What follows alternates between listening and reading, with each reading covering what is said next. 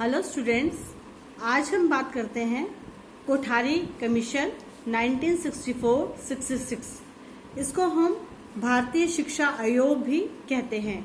Indian education commission 1964-66।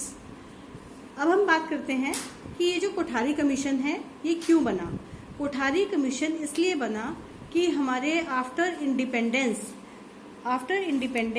हमारी शिक्षा प्रणाली में क्या क्या सुधार और किए जा सकें, इसके लिए जो है हम बोल सकते हैं कि 14 जुलाई 1964 को जो हमारा कोठारी कमीशन है इसकी जो है क्या हम बोल सकते हैं स्थापना हुई।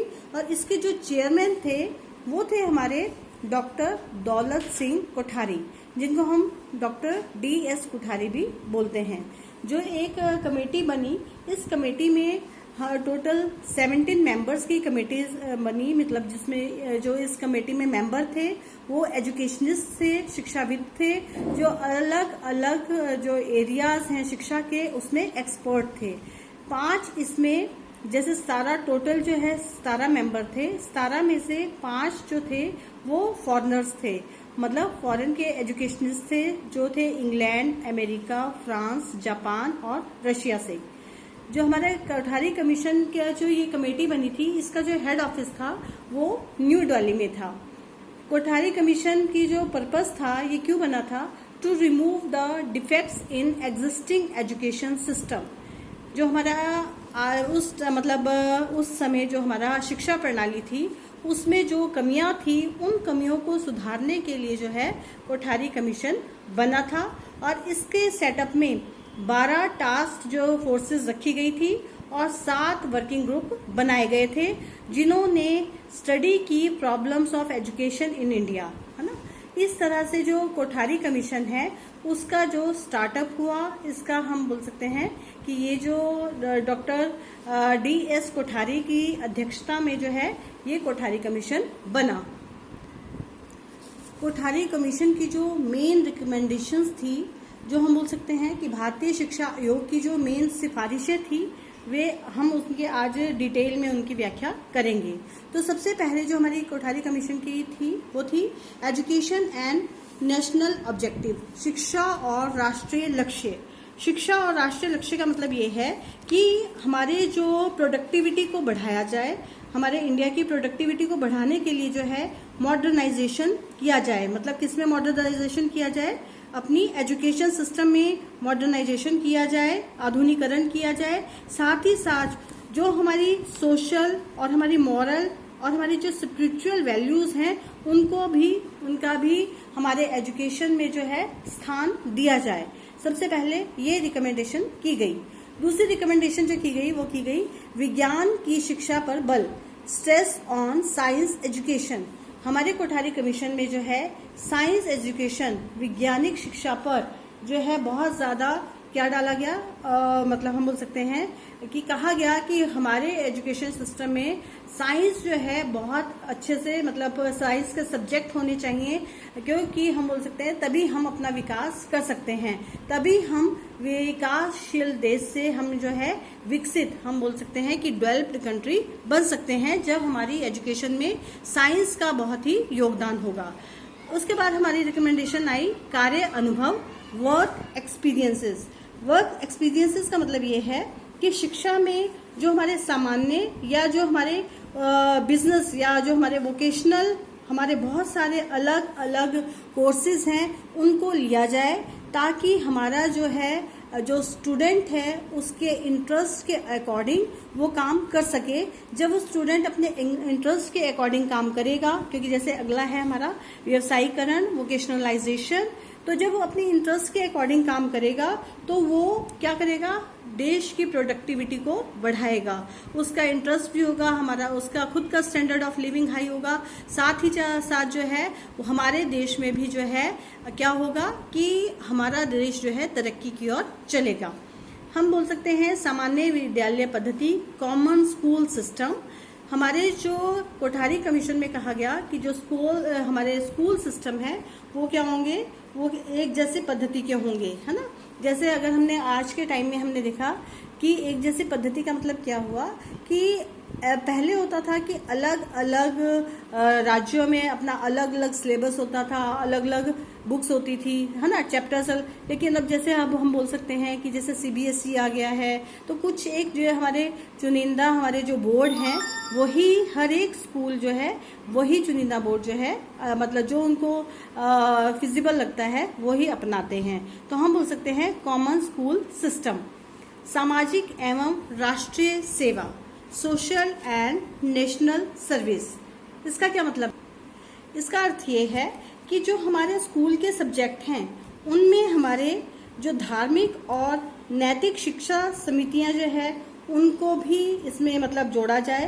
साथ ही साथ हमारे जो स्पिरिचुअल है या जो हमारी वैल्यूज है उनको स्कूल के कार्यक्रमों को में मतलब उनका स्कूल के कार्यक्रमों में, स्कूल के प्रोग्राम्स में उनको जो है पार्ट बनाया जाए। साथ ही साथ जो स्कूल के टाइम टेबल बनाए जाएं उन टाइम टेबल्स में भी जो है स्पिरिचुअल या सामाजिक शिक्षा के लिए जो है स्थान रखा जाए, जिससे जो है क्योंकि आज के टाइम में हम स्टूडेंट के ऑल ओवर डेवलपमेंट की बात करते हैं।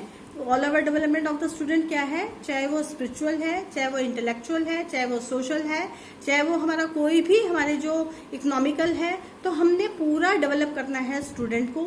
इसलिए ये सारी की सारी चीजें जो है हमारी भारतीय शिक्षा आयोग की सिफारिशों में आई। इसके बाद हम बात करते हैं हमारी है मीडियम ऑफ इंस्ट्रक्शंस या शिक्षण का माध्यम। हमारा जो शिक्षण का माध्यम है उसके लिए जो है हमारे कोठारी कमीशन में बोला गया कि शिक्षा का कौन सा माध्यम होगा, ये भी देखा जाएगा कि हमें जो है मदर टंग में शिक्षा देनी है, ठीक है ना। तो इस सब चीजों का जो है किसमें रखा गया ध्यान? कोठारी कमीशन में, कि मीडियम ऑफ इंस्ट्रक्शंस जो है वो क्या होगा कोठारी कमीशन में। इसी में हम बोल सकते हैं कि हमारा आया 3 लैंग्वेज फॉर्मूला। 3 लैंग्वेज फॉर्मूला का मतलब क्या हुआ कि हम जो है अपने, क्योंकि कम्युनिकेशन की बहुत ज्यादा प्रॉब्लम आ रही थी, तो अपनी जो एक मदर टंग तो सबको आती थी, है ना, उसके साथ साथ और कौन कौन सी लैंग्वेज जो है अच्छे से जो स्टूडेंट है वो समझ पाते, इसके लिए जो है 3 लैंग्वेज फॉर्मूला जो है वो किया गया कि स्कूल में बच्चों को कम से कम 3 भाषाएं आनी चाहिए। उसके बाद आया हमारा पाठ्यक्रम शिक्षण विधियों और मूल्यांकन में सुधार, improvement in curriculum, method of teaching and evaluation. कि हमारी जो शिक्षण विधियां हैं, बहुत तरह की शिक्षण विधियों का जो है क्या किया गया? चुनाव किया गया।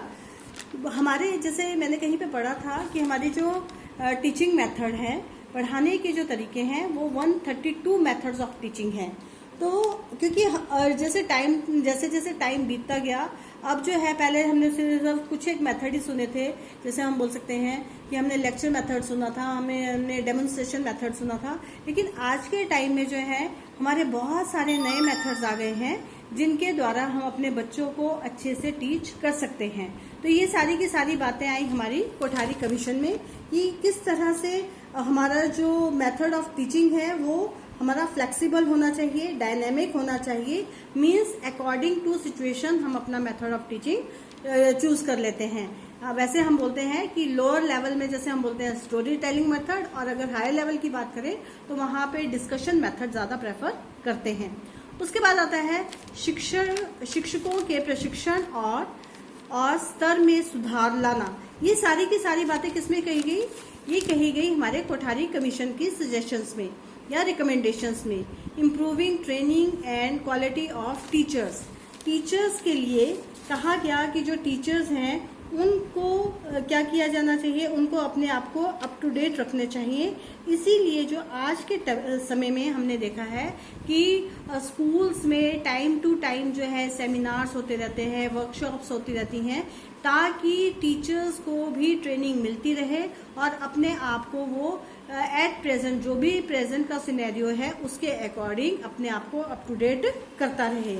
इसी के साथ कोठारी कमीशन में ये कहा गया कि एडल्ट एजुकेशन, एडल्ट वयस्क शिक्षा पर बहुत ही जोर डाला गया कि जो है वयस्कों को भी शिक्षा दी जाए।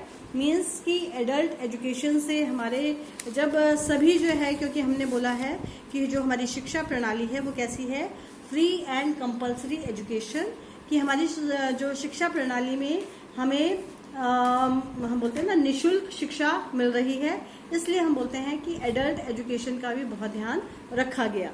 साथ ही साथ बोला गया कि विकलांग छात्रों और पिछड़े हुए वर्गों को शिक्षा, education of the handicap and backward classes, जो हमारी बैकवर्ड क्लासेस हैं, है ना, तो उनके लिए भी बहुत सारे प्रोविजंस किए गए, जिससे कि वो किसी भी तरह, क्योंकि इक्वालिटी की ओर हमने प्रेफरेंस दी है, इक्वालिटी सब समान है, चाहे वो किसी भी जाति, किसी भी रंग, किसी भी, है ना, तो हम बोल सकते हैं। तो इन सब चीजों का ध्यान रखा गया हमारे इस शिक्षा प्रणाली में। कोठारी कमीशन में उन्होंने कहा कि एक्सपेंशन ऑफ एजुकेशन, कि शिक्षा का ज्यादा से ज्यादा प्रचार किया जाए। वो कैसे किया जाए, इसके लिए हमें पता है कि आज के टाइम में हम नए है ना रिसर्च कर रहे हैं। रिसर्च करने के बाद जो हमारी पुरानी चीजें थी उनको हम मतलब उसकी लीक से हटकर, बेस तो देखो वही है, लेकिन उस लीक से हटकर हमने उस और ज्यादा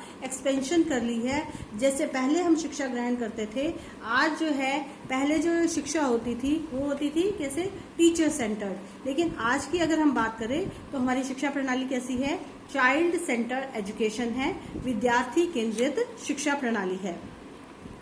निर्देशन एवं परामर्श, गाइडेंस एंड काउंसलिंग, कि आज के टाइम में मतलब उसी टाइम जो बोल दिया था आफ्टर इंडिपेंडेंस कि हम अपने देश का जो छात्र हैं, क्योंकि हमें पता लग गया कि हमारे देश का भविष्य जो है स्कूलों में होता है, तो अब स्कूलों में बच्चों को गाइड करने के लिए, उनको सही डायरेक्शन में वो अपना कैरियर चुने, अब जिससे हमारी प्रोडक्टिविटी बढ़े, उसके लिए भी हमारे पास जो है स्कूल्स में ऐसी सुविधाएं प्रदान की जाएं जिससे बच्चों आगे जाके भटके नहीं। तो इसी ये भी चीजें जो है हमारी किस में आई, कोठारी कमीशन के अंदर आ गई।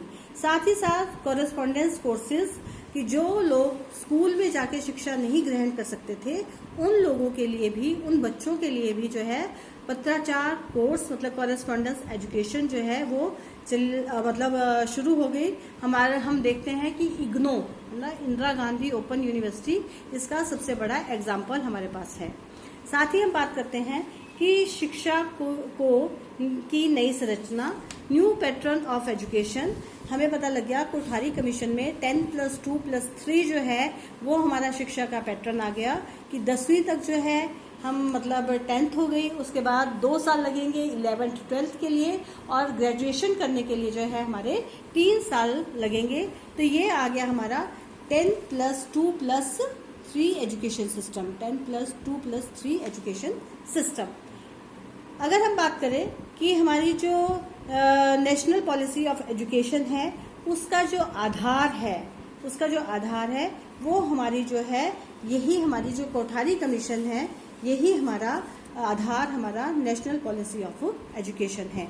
तो आज हमने कोठारी कमीशन के विषय में पढ़ा कि कोठारी कमीशन की रिकमेंडेशन क्या थी और कोठारी कमीशन का किसने बनाया। तो थैंक यू क्लास।